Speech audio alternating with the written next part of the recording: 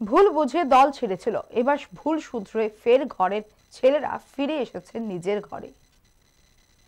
মান কিংবা অভিমান, কারো কারো আবার ক্ষমতার স্বাদ, রাজনীতিতে এই কথাগুলো বহু চর্চিত এবং ঘটেও তাই। রাজ্য কিংবা দেশের রাজনীতিতে ভোটের সময় প্রত্যেকটি রাজনৈতিক দলই গিরগিটির মতো চলে রং বদলের পালা। ব্যক্তি স্বার্থে কিংবা জনস্বার্থে দল বদলের পালা রাজনীতিতে হামেশাই চলতে থাকে এই খেলা। মঙ্গলবার রাজ্য রাজনীতিতেও এই খেলা চলে কংগ্রেসের অন্দরে।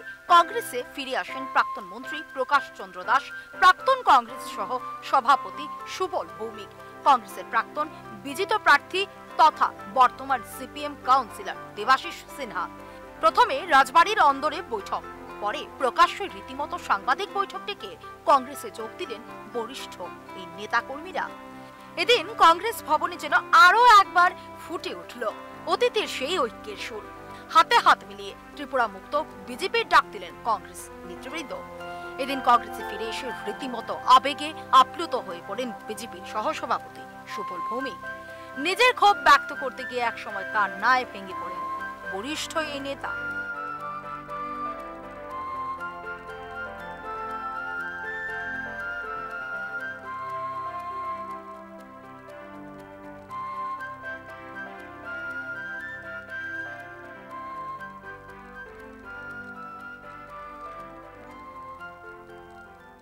উপযুক্ত ব্যক্তিদের কারখানায় পরিণত হয়েছে ভারতীয় জনতা পার্টি। তাদের কোনো ন্যূনতম রাজনৈতিক সেন্স নেই, তাদের কোনো সাংগঠনিক সেন্স নেই। তারা যখন যেভাবে মুখে বলে কারাবেশ পার্টি, ব্যক্তির ইচ্ছায় অনিচ্ছায় এটা চলছে, একটা পরাজক অবস্থা চলছে।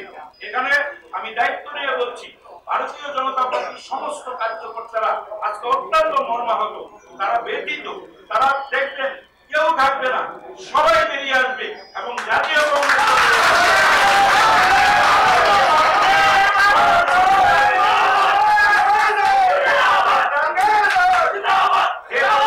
মানুষ পেয়েছে, সেই পরিবর্তনটা ভারতীয় জনতা পার্টি করতে পারেনি।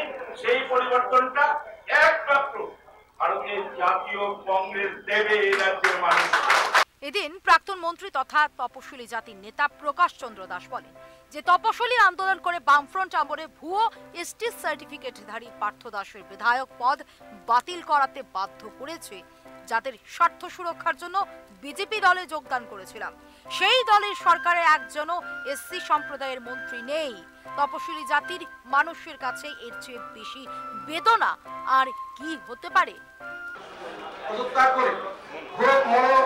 বেদনা নিয়ে যে দীর্ঘদিন আপনারা জানেন তফসিল জাতির কংগ্রেস সংগঠনের থেকে এটাকে একটা অতফসিলিকে মানিক সরকারের সেই বামফ্রন্ট বিধায়ক করেছিল পার্থ দাস। তার বিরুদ্ধে দীর্ঘ লড়াই করে সংগ্রাম করে বাধ্য করেছিলাম সরকারকে আগে সেই জাল সার্টিফিকেট বাতিল করতে, বিধানসভার টিকিট বাতিল করতে আমরা সেটা সক্ষম হয়েছিলাম। আর তফসিলিদের প্রতি আসলে বিজেপির এই যে মনোভাব, এই যে চিন্তা, এই যে ভাবনা, তাই প্রতিবাদে একজন তফসিল জাতির একজন সংগ্রামী সাথী হিসাবে, বন্ধু হিসাবে সেটা মেনে নিতে পারিনি বলেই আমি আজকে কংগ্রেস দলে যোগদানের সেই সিদ্ধান্ত নিয়েছি। কংগ্রেসে যোগ দিয়ে বিরোধী সিপিএম দলের প্রতিও এক রাশ ক্ষোভ বক্রেতেন সিপিএম কাউন্সিলর দেবাশিস সিনহা।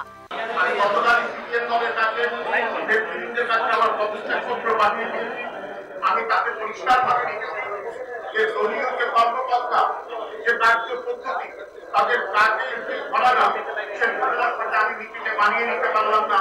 আর কখনো বিকল্প হিসেবে আমার মাথায় দ্বিতীয়বারের জন্য অন্য কোনো রাজনৈতিক দলের নাম আমার মাথায় আসেনি। আমার প্রথম এবং রাজনৈতিক আমার কংগ্রেসের মধ্যে দিয়ে শুরু হয়েছিল। কংগ্রেসের শ্রেষ্ঠ এবং এই যখন মহারাজা দেব বর্মনের মতো নেতৃত্বরা আজকে এগিয়ে এসে প্রদেশ কংগ্রেসের এই যোগদান শিবিরে সর্বভারতীয় কংগ্রেস সাধারণ সম্পাদক ভূপেন বোরা এদিন বিজেপি মুক্ত ত্রিপুরা করার ডাক দেন। শ্রী বোরা বলেন, আগামী দিনে রাহুল गांधी नेतृत्वे केंद्रीय कांग्रेस क्षमताशील হচ্ছে। जो बीजेपी का नारा था कांग्रेस मुक्त भारत, आज त्रिपुरा से वो शुरू हो चुका है। कांग्रेस मुक्त बीजेपी का नारा आज सुबल भौमिक जी और हमारा जो 3 वरिष्ठ नेता ज्वाइन किया है, इस दिन से बीजेपी का त्रिपुरा मुक्त बीजेपी का नारा आज से शुरू हो चुका है।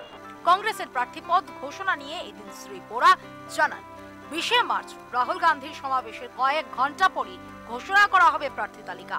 Coming on 20th evening, so when he will go back, after few hours we will declare our candidate. After few hours of Rahul Gandhi meeting, Rahul Gandhi ji का मीटिंग का 2-4 घंटा के बाद हम लोग अनाउंस करेंगे। এদিনের সাংবাদিক বৈঠকে নবনির্বাচিত প্রদেশ কংগ্রেস সভাপতি প্রদ্যোৎ কিশোর দেববর্মা বলেন, রাহুল গান্ধী ত্রিপুরায় আসলে দুধ কা দুধ পানি কা পানির মতো সবকিছুই পরিষ্কার হয়ে যাবে। আরো বহু হেভি ওয়েট রাজনৈতিক ব্যক্তিত্ব কংগ্রেসের পতাকা তলে শামিল হবে। होते हैं, लेकिन खुमुलुंग में राहुल गांधी जो बोलेगा उसके बाद त्रिपुरा में दूध का दूध पानी का पानी हो जाएगा और बहुत लीडर्स सीपीएम से, बीजेपी से, आईएनपीटी से, आईपीएफटी से, तृणमूल से कांग्रेस ज्वाइन करेंगे, क्योंकि जब राहुल गांधी बोलेगा तो ये विश्व। मैंने कहा है राहुल जी को कि राहुल जी आप बोलिए, हम लोग ने पहले बहुत बोल चुके हैं, ये आपके शब्द सुनना चाहते हैं, उसके बाद आप देखिए क्या परिवर्तन त्रिपुरा में होता है। और कैंडिडेट्स का बाद राहुल गांधी के रैली के बाद जैसे हमारे एआईसीसी सेक्रेटरी ने कहा है ये क्लियर हो जाएगा।